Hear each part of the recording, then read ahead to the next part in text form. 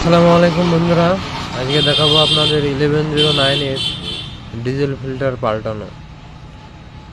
Diesel filter 1109 এর যে গাড়িগুলো দিয়েছে electronic pump, diesel filter steel, এগুলো আপনারা মোবিল চেঞ্জ করবেন যেদিন সেদিনই চেঞ্জ করে দেবেন।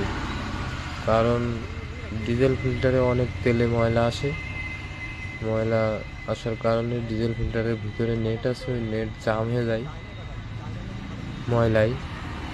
ওই জন্য 12,000-13,000 কিলো গাড়ি চালানোর পরে আপনারা মোবিল পাল্টানোর সময় ডিজেল ফিল্টার অবশ্যই ফেলে দেবেন, রাখবেন না। এতে আপনাদের পাম্প ভালো থাকবে, গাড়ি স্মুথভাবে চলবে। কারণ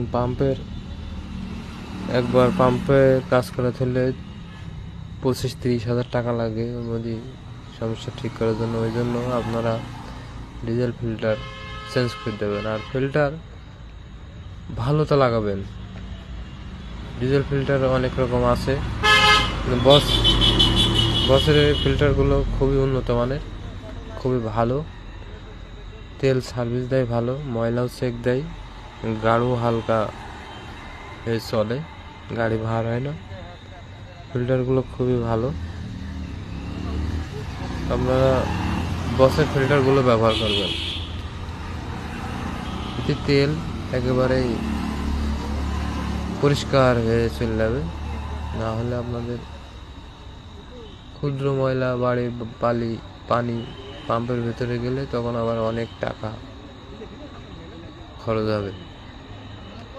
যে ফিল্টার লাগানোর সময় রাবারগুলো দেখে নেবেন, এখানে আপনার বেল্ট আছে, বেল্ট দিয়ে ভালো করে টাইট করবেন, না হলে আবার হাওয়া টানার সম্ভাবনা থাকবে, তখন আর ড্রাইভার বলবে যে গাড়ি ভাগছে না।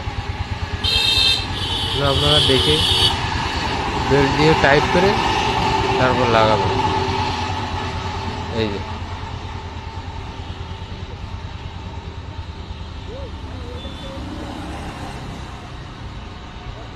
লাগানোর পরে আপনাদের এই যে ফিল্টারের পাশায় যে সাদা মুটকিগুলো থাকবে ওগুলো টাইট আছে কিনা দেখে নেবেন। লাগানো শেষ, সবাই ভালো থাকবেন, আল্লাহ হাফেজ।